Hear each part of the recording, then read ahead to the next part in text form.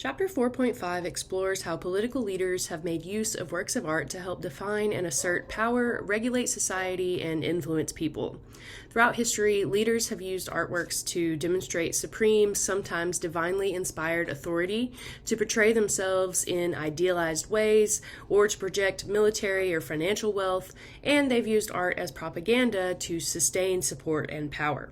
Such artworks reveal not only who is in power, but also how they rule, how they wish to be seen, or how others saw them, and sometimes what society wants or sort of expects from them. We'll also look in this lecture at a couple of artists who have tried to challenge these portrayals in different ways. In many ancient societies, the cosmic order was interrelated with the social and political order of the rulers, citizens, and governing institutions. Rulers were often thought to have divine authority, meaning they were placed in their positions by the gods, giving them absolute power as both political and religious leaders. Interactions between a ruler and a deity are often the focus of ancient artworks meant to reinforce the power of the rulers by convincing the people they were blessed, aided by the gods, and worthy of such exalted positions. This is the case with the stela of Naram Sin. Naram Sin was an Akkadian king who ruled central Mesopotamia in modern-day Iraq around 2254 to 2218 BCE. And Naram Sin served as the religious and the political leader. This stela commemorates the Akkadian military victory over the Lulubi people. The lower portions of the scene show signs of the battle that has taken place on a mountain. Above, Naram Sin stands victorious near the summit, his horned helmet and larger size emphasizing his importance. The sun god is not depicted here in a human form, but appears symbolically as a sunburst. Naram Sin's location, which is as close as possible to the sun god, illustrates his own supreme divine status in society and suggests that he was looked upon with approval by the many gods the Akkadians worshipped.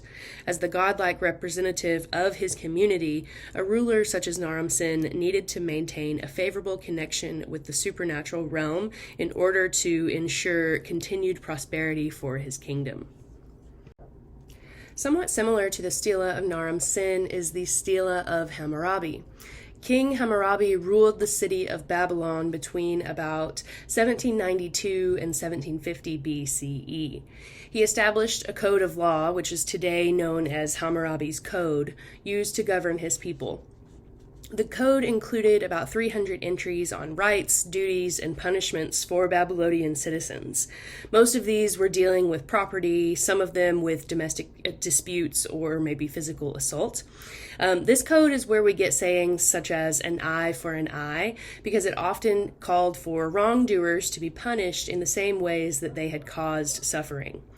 Hammurabi had his code carved into this 7-foot basalt stone stela for public viewing using cuneiform, an early form of writing from ancient Mesopotamia that used wedge shapes. This stela is meant to emphasize Hammurabi's divine connection to the gods and to persuade the people to respect his achievements and obey his legal decrees. The larger bottom portion of the stela includes the king's law code. The sides include lists of Hammurabi's restoration and building projects, and I believe the back includes a pretty long description of the god's support of the king, along with other glorification of him and his declaration of his intent for justice to prevail over evil and wickedness, as well as a guarantee of the uniform treatment for all of his subjects. However, that last bit is sort of ironic considering Hammurabi's laws were very dependent on things such as wealth, status, class, and gender. The top portion of the stela includes a scene in which King Hammurabi stands praying to Shamash, the sun god and god of justice. Shamash is seated on his throne, wearing a conical horned helmet that is associated with the gods, and there are rays of light or flames emanating from his shoulders. His feet rest on a stack of repeated arches, which symbolize the scene as taking place high up on a mountain. Shamash reaches toward Hammurabi to give him rings and a scepter, which are symbols of power, and he's dictating this law code to him. Monuments like this one would have been placed in town centers throughout Mesopotamia to help enforce Hammurabi's judicial system and remind the people of his divine authority. In ancient Egypt, the pharaoh or king was considered a link between the divine and earthly realms, a junior god, a personification of the god Horus, and the son of the sun god Ra. As ruler, his role was to maintain the divinely established order of the universe, which included the social order of Egypt. He communed with the gods in temples that only he could enter and wielded absolute power over his country. When the pharaoh died, it was believed that he rejoined the gods and became fully divine. Preparations for this journey began during his lifetime, as vast tombs were constructed and outfitted with everything he might need to maintain his royal lifestyle in the afterlife. This great investment of time, labor, and wealth that was involved in creating such monuments demonstrates the power of the pharaoh as well as the importance that ancient Egyptians placed on the afterlife. The most famous of these monuments are the 3 pyramids at Giza, which served as the tombs of the pharaohs Menkaure, Khafre, and Khufu. We looked at these briefly when we discussed load-bearing architecture, but as a refresher, these pyramids were built of carefully stacked stones clad in white limestone.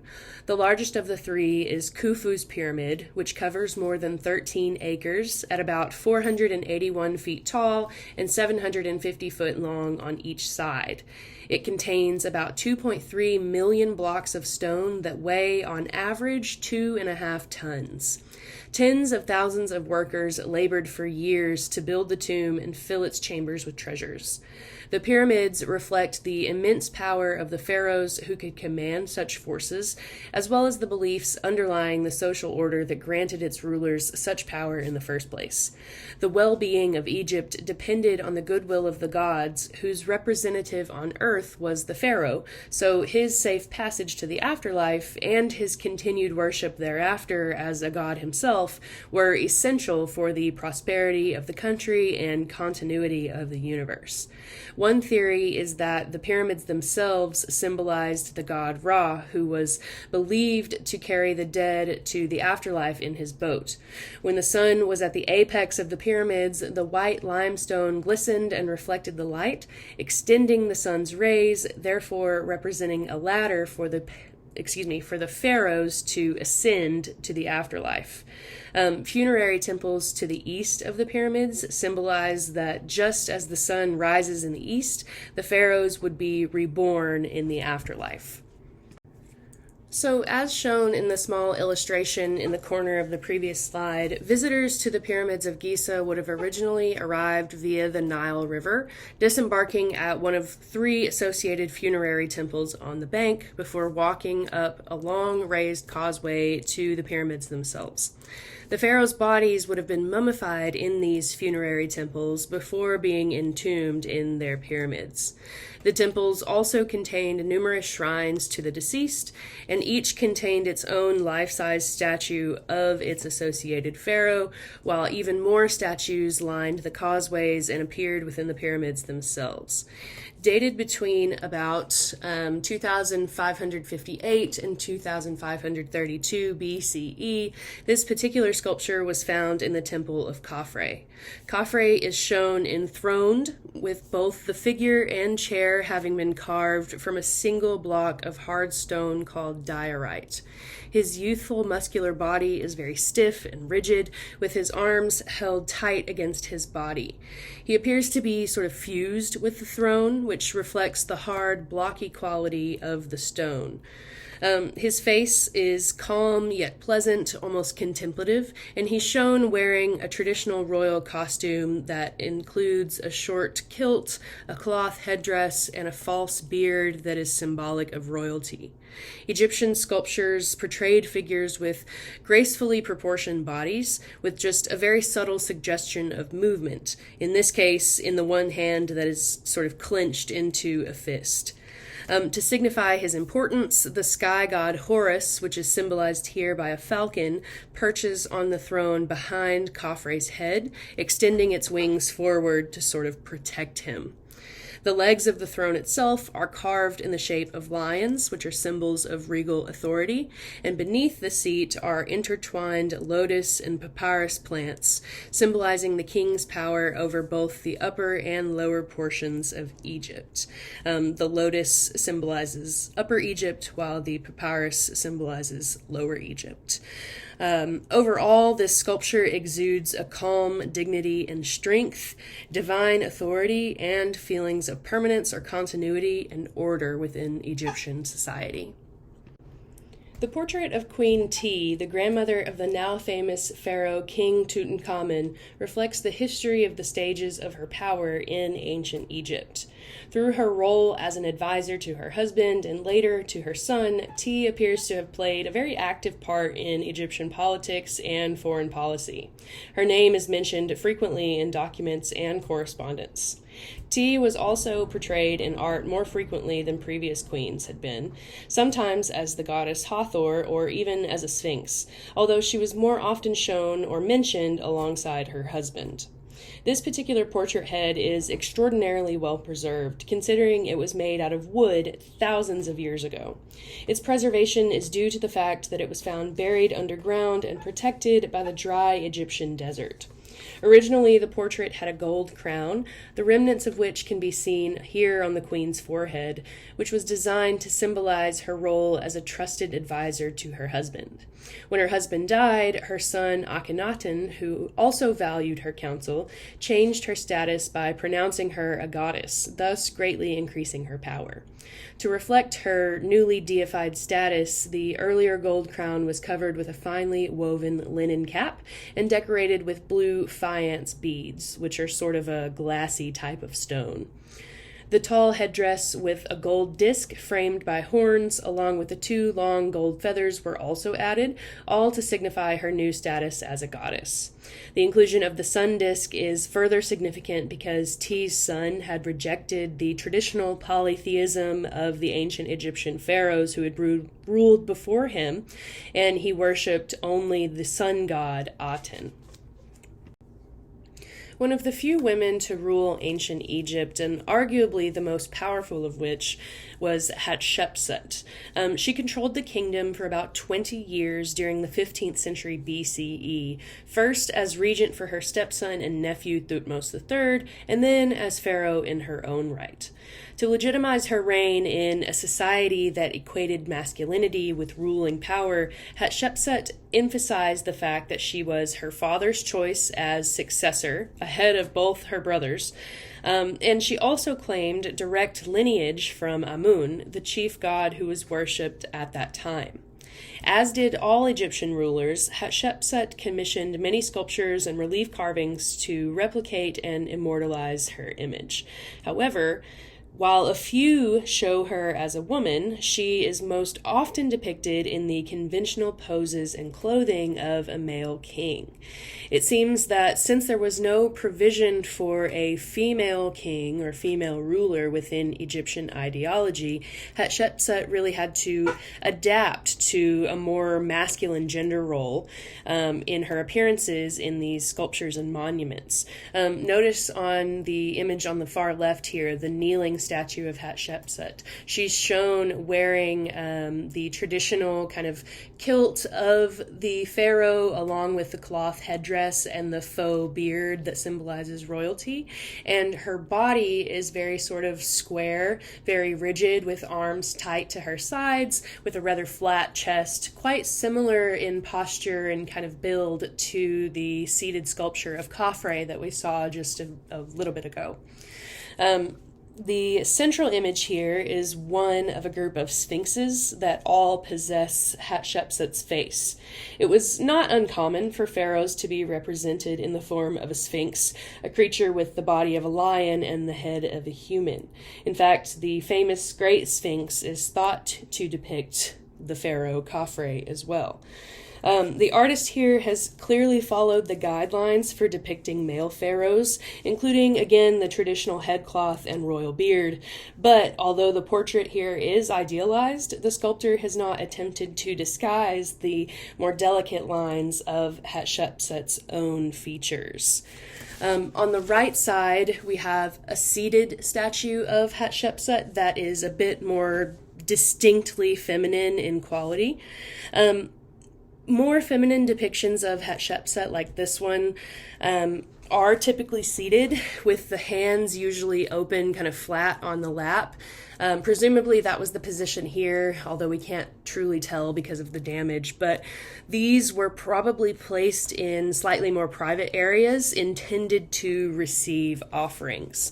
On this particular sculpture, she is again wearing that cloth headdress and the traditional royal kilt, but her figure is much more sort of distinctly feminine, much more soft, and we have the sort of curves associated with a woman's body. Her throne name, Matkar, and her personal name, Hatshepsut, are both inscribed here, as well as a few other feminized versions of kingly titles, including the Perfect Goddess, Lady of the Two Lands, and Bodily Daughter of Ra. While we may never truly know the extent to which Hatshepsut subverted gender norms or played with her gender identity, the fact that she wanted or maybe even needed to look more like a man in order to shape perceptions about her political identity and power is quite clear in these sculptures. Somewhat similarly to ancient Egyptian pharaohs, the emperors of ancient China sought to express their authority and take their riches with them to the afterlife. The first absolute imperial sovereign or emperor of China was Qin Shi Huangdi, who established the first unified Chinese dynasty in the year 221 BCE. He standardized units of measurements, currency, Chinese script, and began the construction of the Great Wall of China along the northern border to protect his empire against the Mongolians. Qin was effectively a tyrant, and he was not very well liked by his people, surviving 3 assassination attempts during his rule. However, he himself was determined to sort of preserve his image in the eyes of his people, present and future.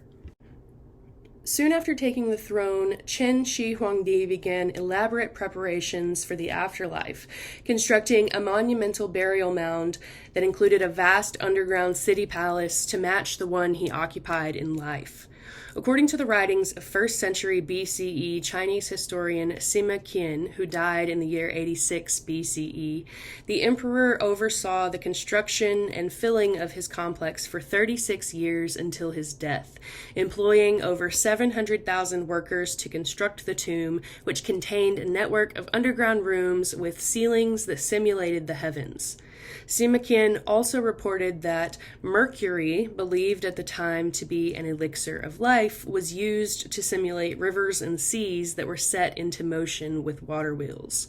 Many historical reports claim that the emperor, in a quest to gain immortality, had become obsessed with drinking wine laced with mercury, which probably contributed to his death in the year 210 BCE.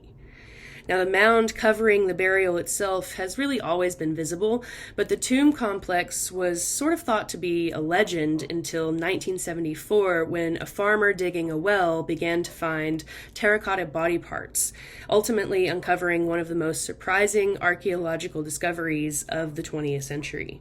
Artisans had filled the emperor's tomb complex with treasures he would need in the afterlife, including an army of life-size polychrome terracotta soldiers to guard his body, more than 1,400 chariots, some of which were inlaid with gold and silver, along with bronze horses, archers, infantrymen, and cavalry, as well as a small group of elite special forces, all of which were facing east, the direction from which danger was expected.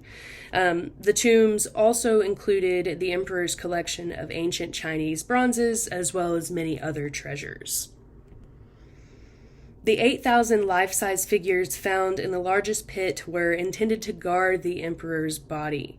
They all have similar rigid upright stances because the molds were used for various body parts, and then those parts were sort of pieced together to create individual figures. Each soldier is unique, though, with individualized features that were added using a layer of moist clay. Unique clothing, weaponry, and facial features seem to reflect diverse ethnicities within the imperial forces, which were drawn from throughout the vast empire. These were perhaps conceived as actual portraits so that the spirits of the individuals would accompany their statues and serve the emperor in the afterlife. Today, more than 40 years after its discovery, less than 1% of this massive tomb has been excavated.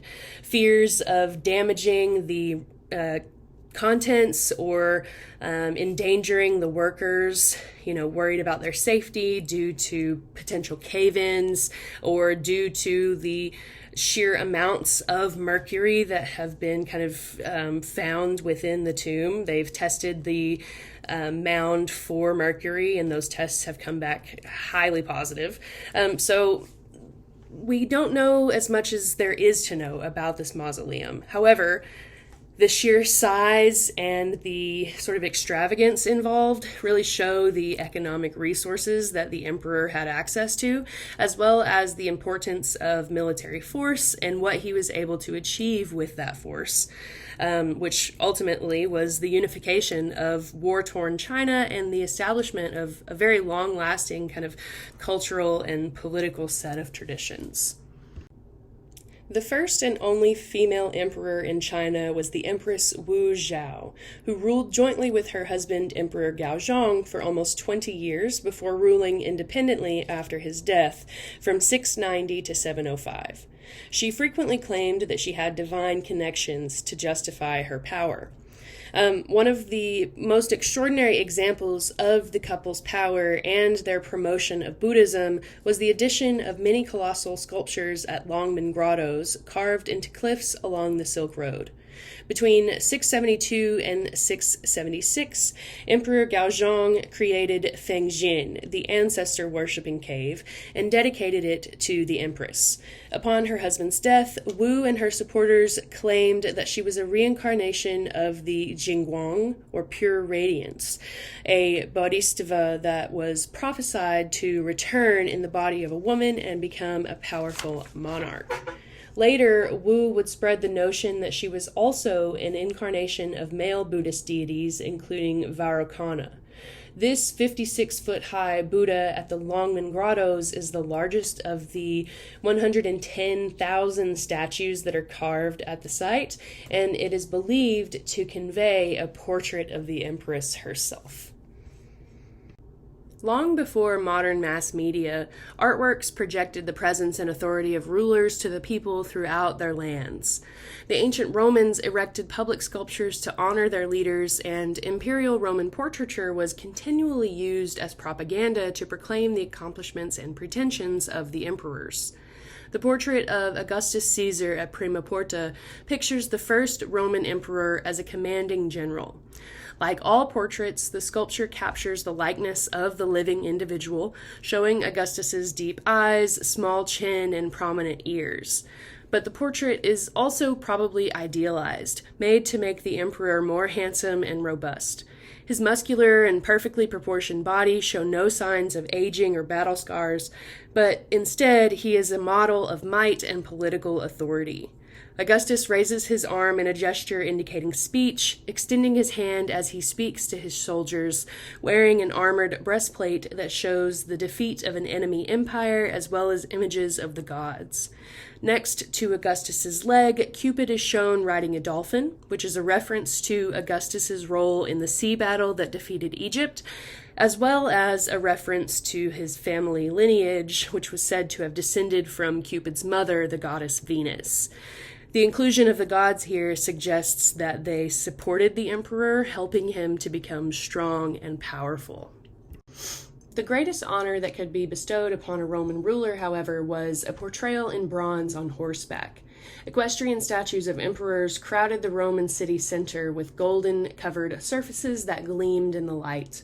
A description of Rome dating from around 320 CE speaks of about 23 such statues, yet of all these, only a single example has survived, the statue of Marcus Aurelius. Marcus Aurelius was a great military leader and a sort of intellectual. He is shown here in this cast bronze portrait seated on his mount, extending his arm sort of similarly to the Augustus of Prima Porta. Now, this sculpture kind of shows the difficulty of equestrian portraits because the artist has to make the figure large enough to stand out without making the horse seem like it's far too small. If you notice here, Marcus Aurelius, the figure is actually a bit larger than life size. Notice how close to the ground the feet sort of dangle. However, it's not so large that it overpowers the horse and makes the horse seem, unreal. Again, he's sort of holding his arm out as if he's speaking to perhaps his soldiers, although some records or some historians kind of theorize that there was perhaps once another figure that was placed under the horse's raised foot there, perhaps being trampled or begging for forgiveness. I tend to favor the latter interpretation, begging for forgiveness, because notice how Marcus Aurelius's expression is sort of thoughtful and compassionate, perhaps even conveying concern or sadness. Also notice he's wearing military garb, as he was known as a very powerful, sort of successful military leader.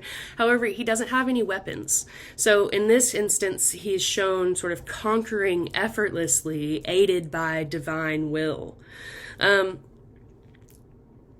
He is very sort of calm in his victory, which contrasts with the spirited motions of his horse, the wildness of which is sort of restrained by the emperor's firm, calm command. The beard here is a significant symbol and part of the way that Marcus Aurelius wanted to be portrayed.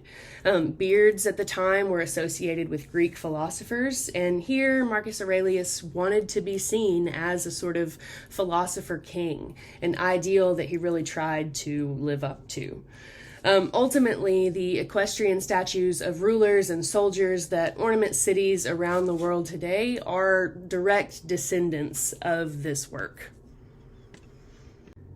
Constantine the Great ruled part of the Roman Empire from 306 CE and was sole emperor from 324 until his death in 337. Constantine was successful in numerous military campaigns and is notable for having been the first Christian Roman emperor. A colossal marble and bronze statue of the emperor seated on a throne was made in the year 325 to be placed in a basilica in the center of Rome. Only parts of the statue survive today, but the head alone, which is more than 8 feet tall, gives the idea of the imposing force one must have felt when standing in the presence of this statue. This was meant to enforce Constantine's power, both sort of politically and judicially, even when he was not physically present. So you can see the fragments that we still have in the image on the left here. And then on the right, I've included sort of a digital recreation of what the entire sculpture is thought to have looked like. Sort of seated, holding this staff, very sort of regal in position and draped in this golden kind of cloth. Very sort of similar to maybe a god or deity of some nature. So many artists throughout history have looked to ancient Roman examples, who in turn sort of looked to the ancient Greeks for inspiration on how to show leaders as figures with power and authority, deserving of the respect and trust of the people that they govern. For example, it was a unique challenge to portray George Washington, the first president of the United States. Initially, attempts were made to depict Washington in the manner of an ancient god, sort of similar to the image we just saw of Constantine, sculpted in white marble, wrapped in classical drapery, seated high atop a throne. Washington and many citizens argued that such godlike images of a ruler enthroned and partially nude did not represent the ideals of the young country of America. More fittingly, Washington requested that Jean-Antoine Houdon, one of the most respected sculptors of contemporary figures at the time, should carve a portrait of him in his military uniform. Houdon did, however, maintain certain elements adopted from ancient sculpture. White marble was used, and Washington is stood in a contrapposto stance that is adopted from ancient Greek figures. Contrapposto stances include one leg that is sort of straight and bearing all the weight of the figure, while the other leg is kind of relaxed and bent at the knee. And then generally, one arm is kind of active or doing something, while the other, again, is kind of bent and relaxed. And this creates a sort of natural posture that has a kind of S curve in the spine. People actually stand this way. Most people don't really stand, perfectly stock straight with their legs locked and, their arms flat to their sides. This is a more sort of casual, kind of natural stance. And again, called contrapposto, adopted from ancient Greek figures. Here, Washington's left hand is placed on this bundle of wooden rods, which was a symbol of power in ancient Rome. There are 13 rods representing the number of U.S. colonies, and they're bound together in unity. Washington is shown with his sword set aside and his cape removed. He resigned from the position of commander-in-chief of the Continental Army after the Revolutionary War and returned to his farm, which is symbolized by a plow that is kind of shown behind him in this sculpture. Later, he was appointed America's first president in 1789. In this sculpture, Washington's gaze, which is slightly to the left, kind of upward and out into the distance, has become so iconic that it has often been repeated in other portraits, particularly of Democratic leaders. Again, equestrian portraits throughout history all sort of are direct descendants of ancient Roman equestrian portraits. For example, during his reign as Emperor of France between 1804 and 1815, Napoleon Bonaparte had painters create hundreds of portraits of him, including this equestrian portrait, in an effort to persuade the French people of his leadership skills, military might, and humanitarian efforts. These works are truly masterpieces of propaganda, fueling the people's support of Napoleon as emperor. Jacques-Louis David became Napoleon's favorite painter, and for the French, his portrait, Napoleon Crossing the Alps, became representative of Napoleon's leadership as he conquered much of the known world. In this particular portrait, David displays the powerful force of nature, a characteristic of romanticism, romantic painting, which was the popular kind of style at the time, as well as the French leader's ability to withstand the natural elements, the wind and the snow. Here, the painter is commemorating an actual event as Napoleon and his men victoriously crossed the very dangerous Alpine pass of St. Bernard to enter and eventually conquer Italy. Although the journey was real, the artist has deliberately glamorized this moment, kind of heightening the dramatic impact. In reality, Napoleon did not heroically lead his army over the mountains, but instead sent them ahead of him on foot, while he followed behind them a few days later on a mule. In the painting, instead, he rides this valiant stallion. The horse kind of struggles against the powerful wind, but Napoleon is fearlessly pointing towards the snow-covered mountaintops, encouraging his troops forward. By implication, the artist suggests that the leader can master not only his horse, but nature itself.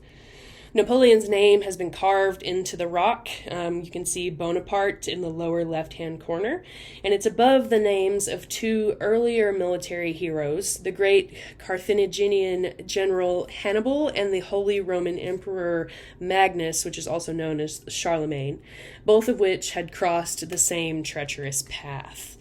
You can also see Napoleon's troops just kind of over the edge of the rock there behind him, trudging up the side of the mountain, much less heroically than what Napoleon is shown. So, Kehinde Wiley is a contemporary American artist who noticed that the paintings in many museums very rarely showed dark-skinned figures. After studying many seminal portraits in the history of European art, including David's portraits of Napoleon, he began to copy these artworks, replacing the main characters with people who looked more like him. He says, when I watch television or participate in the media culture of America, sometimes the way that I've seen Black people being portrayed in this country feels very strange and exotic because it has nothing to do with the life that I've lived or the people I've known. Painting is about the world that we live in. Black men live in the world. My choice is to include them, and this is my way of saying yes to us. Wiley found strangers on the street to model for his portraits, asking them to wear their own clothing, but to mimic the poses of sitters in famous artworks. In his Napoleon leading the army over the Alps, the Caucasian Napoleon has been replaced by a black man wearing camouflage fatigues and fashionable Timberland boots, with sweatbands on his wrists and tattoos on his arms. The two men's poses and facial expressions are identical, but Wiley has replaced David's mountain background with a rich red and gold design, removing the specific time and location that are referenced in the original portrait. The ornate background also highlights the artificiality of the painting. The way that some of the gold motifs sort of overlap the figure and the rocky floor in the foreground makes it clear to the viewer that this is an artistic imagining, not a real scene. In many of Wiley's works, Black men are shown in settings that historically were not available to them in European and North American society. By placing a figure of a different race within such an iconic scene, the artist forces the viewer to acknowledge the different cultural experiences of these two men. The tiny white sperm painted onto the luxurious background somewhat mockingly highlight how royal portraits have been designed to convey strength through the idea of masculinity. The artist pushes the viewer to confront racial and gender stereotype and constructs a place for Black men to be viewed in traditional, preconceived realms of power. Adding to the names of earlier leaders on the rocks beneath the man and the horse, Wiley has carved the name Williams, a very common African American name, and perhaps the name of the sitter that is included in this image. By doing so, the artist attempts to conquer the very restrictive past that limited Black culture and to challenge today's perceptions of culture, race, and masculinity. Many leaders understand the power of art as a tool for propaganda, both to convey their power, to convey messages to the masses, and to persuade people to obey their laws. In 1934, German dictator Adolf Hitler commissioned filmmaker Leni Riefenstahl to record a 4-day Nazi Party rally in Nuremberg, Germany. The resulting film was titled Triumph of the Will and was designed to promote Nazi ideology and create the impression that Hitler was wholeheartedly supported by the entire German nation. Hitler in the film is depicted as a savior, and religious references are made throughout. During his speech, Hitler is filmed from below, visually emphasizing his importance and psychologically placing the viewers of the film in the audience that stood before him at the rally. When Hitler speaks, the crowd appears wildly excited, but there is no sound other than his voice, which kind of gives his words this air of great authority. The techniques used in this film have been used in many later films, trying to convince the audience of the speaker's power. Through the sort of moving camera, viewers witness the adoration of Hitler, with people crying and cheering, and the enormity and sort of unifying symmetry of the militaristic event that is emphasized by aerial views of the grand stage that include 3 large Nazi banners, and then also the organization of the orderly audience as they salute. These things are all sort of emphasized. This film is sometimes considered sort of a pioneering work of modern filmmaking because of its techniques, not because of its message. But it is very much political propaganda, and it must be viewed as part of the Nazi Party's attempts to consolidate its power and promote its ideology of German superiority over those that it's considered inferior, including Jews, homosexuals, the mentally and physically ill, and others. Anyone that the Nazis defined as outside of their Aryan norm. So the film is very much an example of propagandist material. In contrast, John Heartfield, a member of the Berlin Dada movement, published artworks that criticized Adolf Hitler outright. His image, titled "Have No Fear, He's a Vegetarian," is shown on the right. This is a photo montage, and like many of Heartfield's works, it was copied and distributed in posters and magazines. In this work, Hitler is shown wearing a blood-spattered apron and grinning maniacally while he sharpens a large carving knife to kill a rooster that is a symbol of France. Heartfield is simultaneously warning the French people of Hitler's intentions to invade and satirically criticizing the French Prime Minister, Pierre Laval, who looks on from the left side of the poster, who appeased and collaborated with Hitler. The rooster symbolizes France, a country Hitler would invade 4 years later, and the scene overall warns the French people to question Laval's pronouncements that France would not be invaded. The scene foreshadows many of the disasters that would be the result of or actively perpetrated by Hitler's rule, including widespread starvation and genocide. Heartfield fled Germany to Prague and then England in order to escape arrest and persecution, but he continued his artistic political statements from abroad. Again, art has often been used by political leaders seeking to manipulate the people they govern.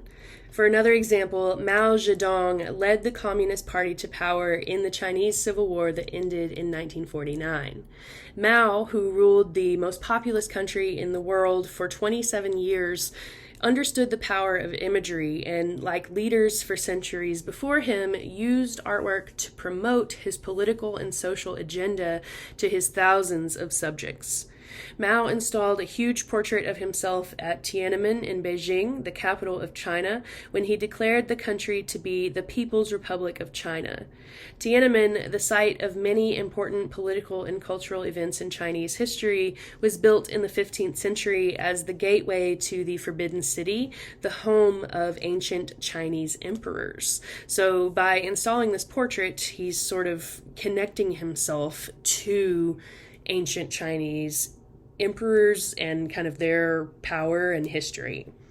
As well as displaying Mao's portrait, Tiananmen Square has also been the site of bloody protests against China's communist rule. The most famous example took place in 1989 when more than 100,000 people gathered in peaceful protest against government corruption and unfair wages. Catastrophically, the police responded with violence and several thousand people were killed.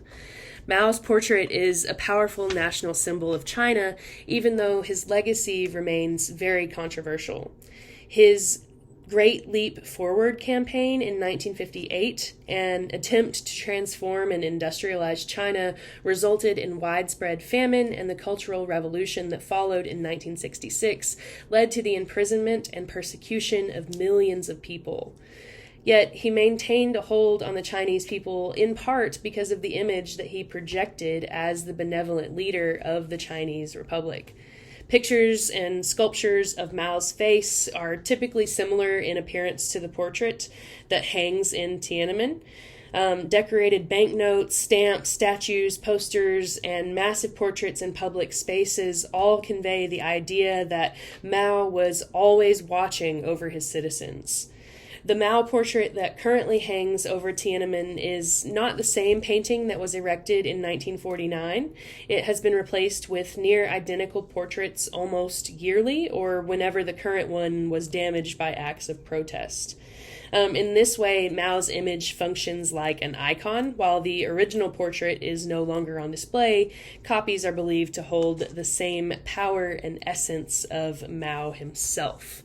That power and that essence is also sort of conveyed in the sculpture on the right of the screen here, which was created by the artist Ye Yeshum for the mausoleum of Mao Zedong. The sculpture here sort of shows Mao again as a man of the people. He's seated in a large chair, sort of happily contemplating the communist utopia that he hoped to achieve. But again, as we know from history, it wasn't anything close to a utopia. Soon after his death in 1976, artists began parodying the iconic image of Mao Zedong, rebranding it as the face of the man who had engineered the destruction of many of China's greatest traditions. For example, the American pop artist Andy Warhol created multiple series of screen prints of Mao between 1972 and 1973, so even before Mao's death, shortly after the U.S. President Richard Nixon had made a historic trip to China and opened up relations between China and the U.S. Warhol's large-scale portraits highlight the perpetual replication of the ruler's image within China. It's sort of directly taken from that portrait that hangs over Tiananmen, and again kind of parodies the way that that portrait has become an icon.